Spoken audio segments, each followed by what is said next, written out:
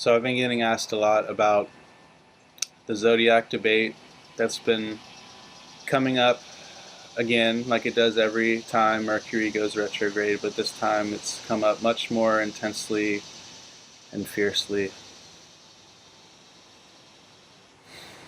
It's made me really sad, to be blunt. It's made me very sad, and I kind of don't know what to say. Um, First, I'll say that any astrologer, whether tropical or sidereal or Western or Sabian or anyone who has ever studied astrology knows right off the bat that um, Mercury retrograde is it's not a good time to have a controversial debate. Uh,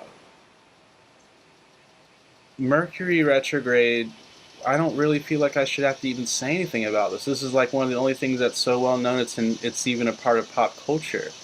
And it's quite embellished, but it is true that we shouldn't be too pushy with our communication during Mercury retrograde. And the fact that Mars was crossing over Mercury, the fact that Mercury is the most changeable planet that becomes cruel when he's with cruel planets, aka Mars and Rahu. So we have Mercury, the planet of communication, the planet of Vishnu, the planet of being able to see everything impartially and being able to get along well with everyone. That's why Mercury rules friends, because your friends you should be able to be a little impartial with and get along well. And even if they don't agree with you, you should be able to still get along with them, ideally. Mercury retrograde and right on top of Mars and crossing Rahu. And the sun too the sun was in there too. Who in their right mind would, I don't know, I just feel like if I was studying astrology, I would know not to engage in that at this time.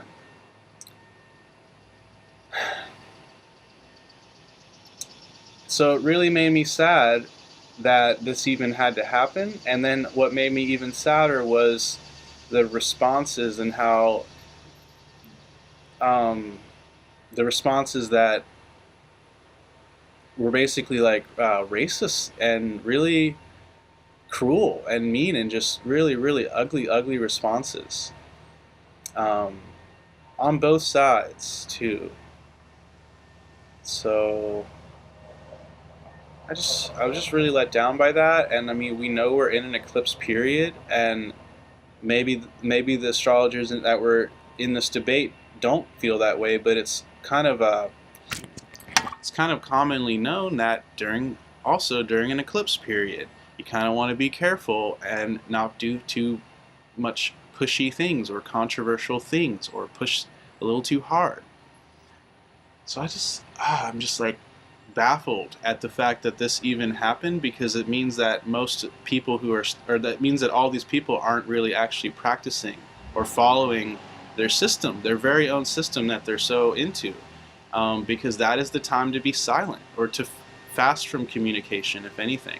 I try my best to just not be on Facebook during Mercury retrograde times, or to be engaged in these affairs.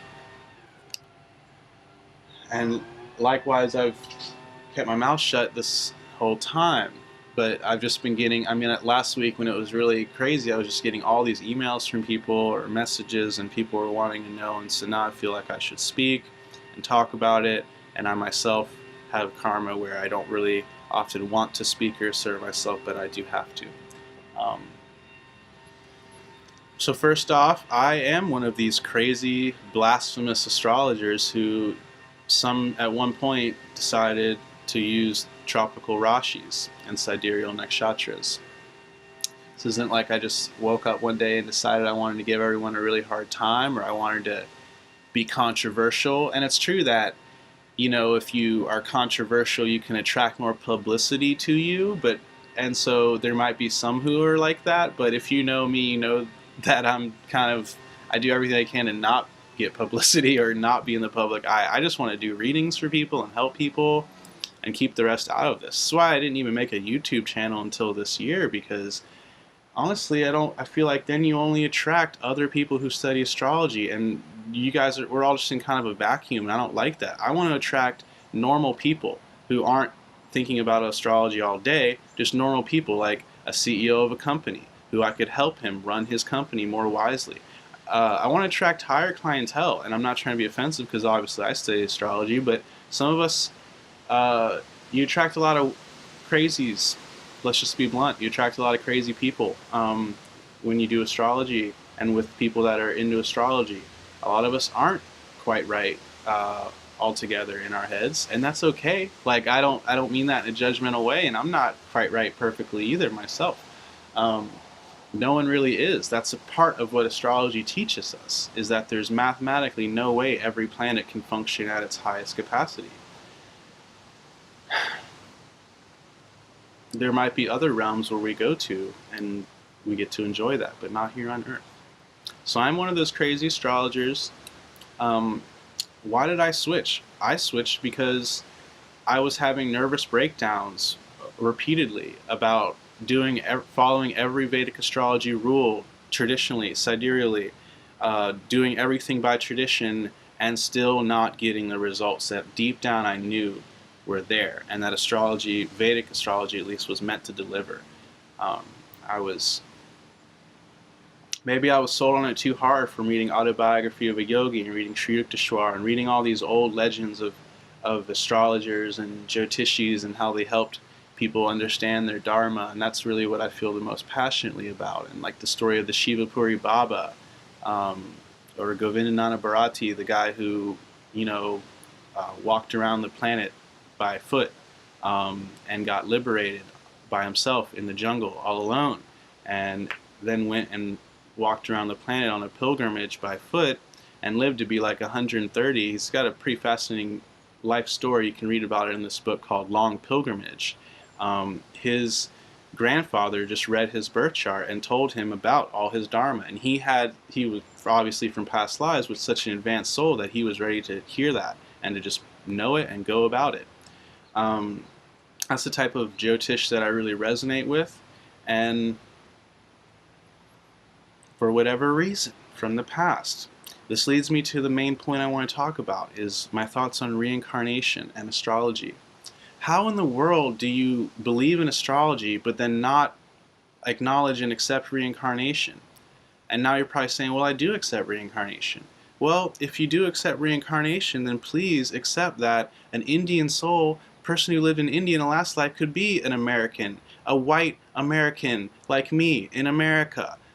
I could have been your guru in a past life in India. You could have been my guru in a past life in India. I just don't see how people can't see that and accept that. So if you want to talk about, some of these comments I heard were like, Ernst Wilhelm and Ryan and all these people are like colonialists and they're trying to take away and oppress India just like the British did and all this stuff. Hello? What? That is bananas.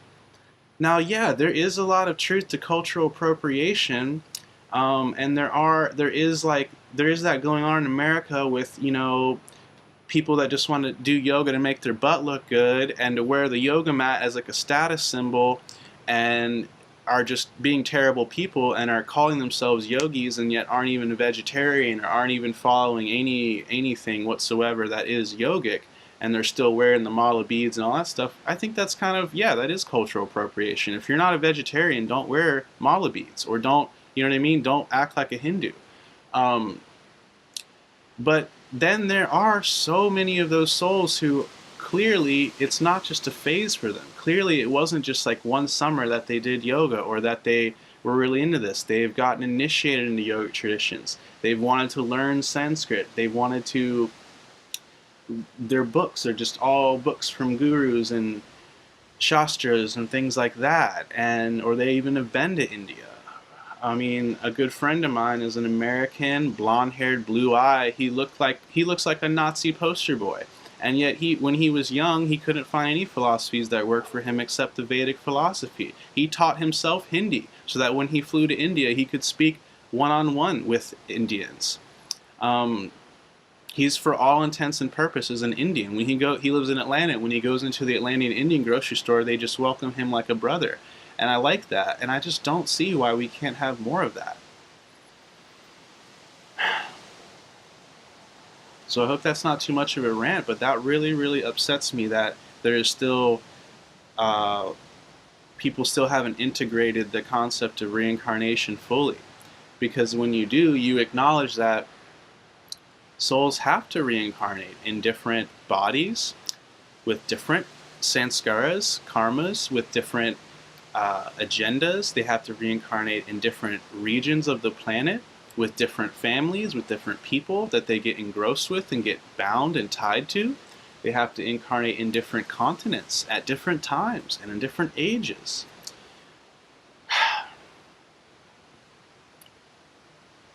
So I think that we should keep that in mind. And, you know, it's basic, or let's just say that it's a basic teaching that you don't read the chart of someone who you don't have some karma with from a past life. That's kind of just a general understanding. There might be a few times where you don't, but in general, most of the clients you're going to get are going to be people that you were meant to get. You don't have to believe that, but that's the Vedic teaching. That's what the gurus teach. And they say that, you know,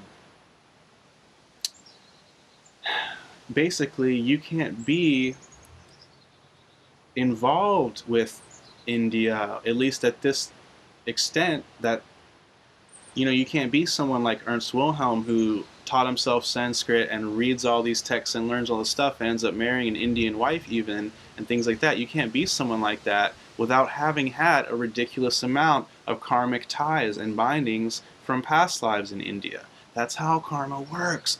This is like basic stuff. But yet people aren't really applying that knowledge because they're calling Ernst very ugly names and racist things, and that really bothers me because I've searched for teachers everywhere, Indian, any race, any culture, anyone who has wisdom. I've always wanted to hear it, even outside of Vedic philosophy. And Ernst is one of the wisest people I've ever met or interacted with, hands down. And so he may very well be a rishi reincarnated or someone like that. Might just be a normal person too, whatever. I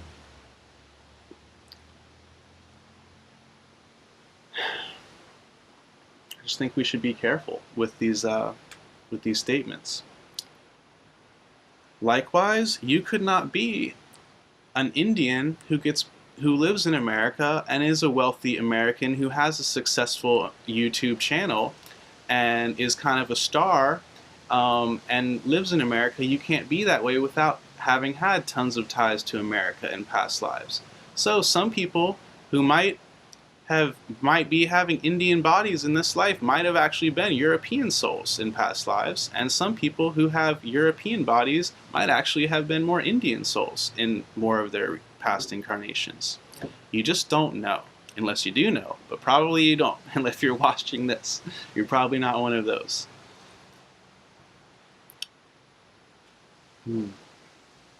So I just think these are my thoughts. You know, I'm still just kind of in shock. It's been hard for me to do readings the last couple of days, just thinking about, I'm really sensitive to the collective consciousness in general, just with my chart and my planets, and so I get really ruffled by these eclipse periods sometimes, or times like this, and especially with astrology. And I like to just stay out of the limelight, which is again why I've not been, where I'm not, I cringe at trying to promote myself, because I have Rahu and Mars and Aries in the second house, and so I'm very passionate, but I have to work on self-promotion, and I sometimes even devalue myself, and so I can't promote myself. And even other astrologers who say that, I cringe at them because they're so self-promotional, but I have the hardest time with all of that. I have the hardest time with even making YouTube videos. With my articles, I proofread them over and over. And that's not like it's a problem to me. It's just how I want to be. I want to be a perfectionist. I want to be the best I can be, and I want to have the most integrity I can have. And so it does bother me when people try to say these statements implying that I don't have integrity based on things I can't really control, like my skin color or where I was born. We know that you're meant to be born where you're meant to be born for your karma to unfold the way it's meant to unfold. If I was born on another part of the planet, all my house cuffs, my logna, everything else would be different. So you don't always get a choice at where you're born or the parents you have. You don't always get to have your say with every single situation. You have to make a compromise as a soul when you come to take an incarnation. I wrote a few things down. I want to make sure that I mention them all. Yeah, that's pretty much it. I would just add also that, many of our gurus, many wise masters have also been very clear and or at least hinted at the fact that, if not saying it outrightly, the fact that at this time on the planet Earth, many Asian souls are incarnating in America to assist with spiritual development, and many American European souls are incarnating in Asia to assist with material and industrial development.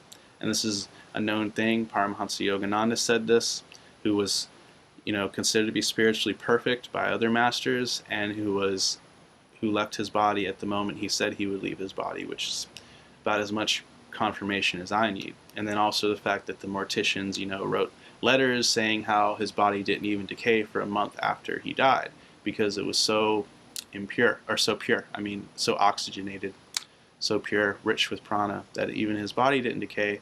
Yeah, I trust his opinion.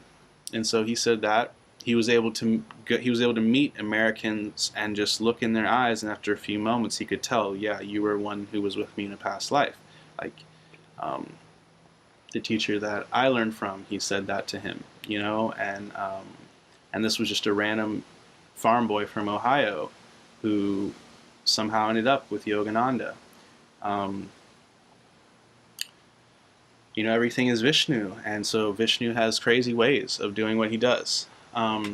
So we shouldn't act like we know everything. And I don't know, I just wanted to add these things because I think it's worth hearing. And not just Yogananda has said that, Meher Baba has said that. He said that also that he said in the 40s that women in America, in the West, women would lead the spiritual rebirth. And he said that in the 40s. And if you live in America, then you cannot deny that.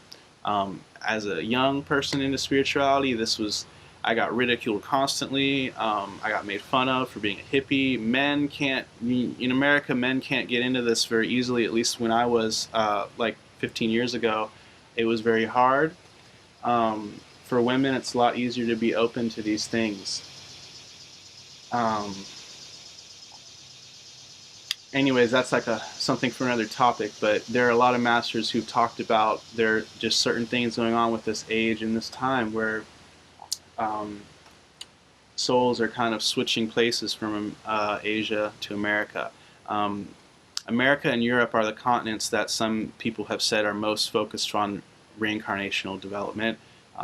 Africa is the stage of evolution, and because there's all forms of life there, Europe and America is the stage of reincarnation, where we get the most karmically bound to each other.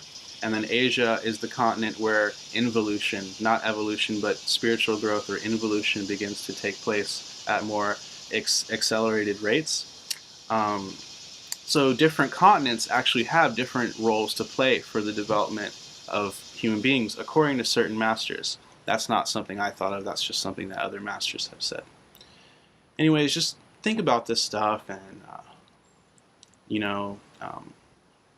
if you believe in reincarnation, you can't have racist thoughts. You can't be a racist. You just can't, because you have to see that all that's just an illusion, and different cultures are just different aspects of Vishnu, and everything is just an aspect of Vishnu. I think that's ultimately what we need to understand more deeply. And that's also why, again, when Mercury goes retrograde, it gives us a lot more opportunities to hopefully get this realization, or not, but Mercury is the planet of Vishnu and of Vishnu consciousness, of seeing everything as a part. Everything is one. An unhealthy Mercury, an afflicted Mercury, like when it's with Mars and Rahu, can't see that everything fits and everything has its place. It has to say, no, this is really bad and this is not God. God is only, my concepts of what God is my guru, and having a beard and a robe, or these lofty ideals or whatever, and those can, our concepts can get in trouble, can get us into trouble a lot of times, is all I'm really trying to say. Everything is Vishnu, and so if you do astrology, you have to acknowledge that, you have to admit that, and so we should try to act from that standpoint as well, is all I'm trying to say.